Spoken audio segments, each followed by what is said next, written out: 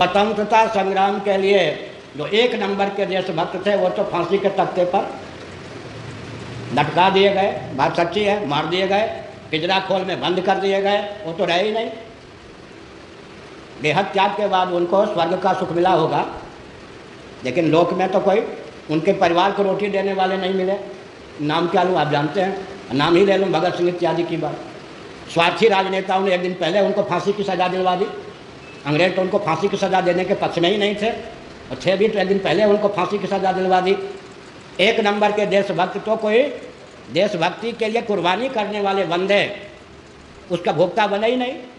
Number 2 के जो राजनेता थे कुछ दिन जेल में बंद रहे, दंडे खाए, रिश्ते नातेदारों से दूर रहे, या रिश्तेदार नातेदारों के सहित जिनको यातना दी गई वो फिर मंत्री बन बैठे, भोक्ता बन बैठे। लेकिन वो भोग को पचा सके क्या? अरे भूख खूब लगेगी तब तो भोजन पचा सकोगे ना, क्या? प्यास खूब लगेगी तब पानी पियोगे तो पानी पचा सकोगे। और आप लखनऊ का खरबूज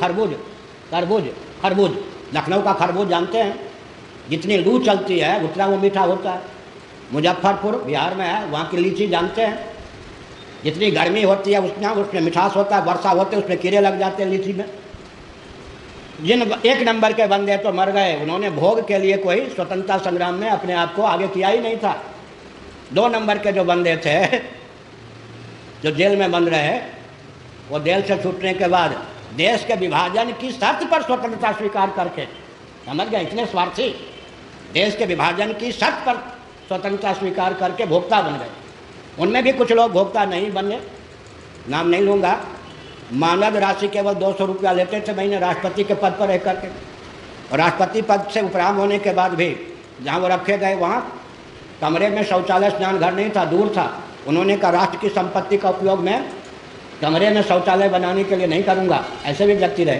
तो मैंने क्या कहा, त्याग करते करते कहीं जाकर उसके भोक्ता बन गए नंबर 2 के राजनेता।